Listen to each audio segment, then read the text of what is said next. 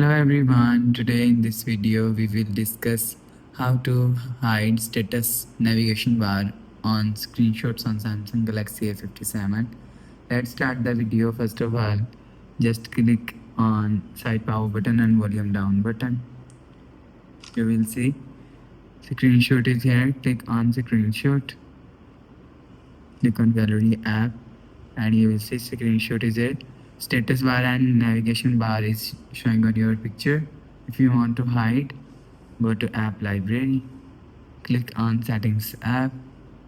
Now in setting, scroll down and click on advanced features. After click on advanced features, click on screenshots and screen recording and you will see hide status and navigation bar from screenshots. So turn on this button. After turn on this button, go back to home screen and again take a screenshot. You will see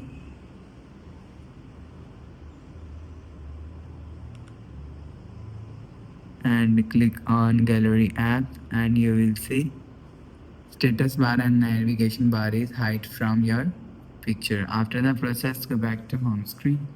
So that's how you can hide the status and navigation bar on screenshots on Samsung Galaxy A57. If you like the video, please subscribe. Thanks for watching.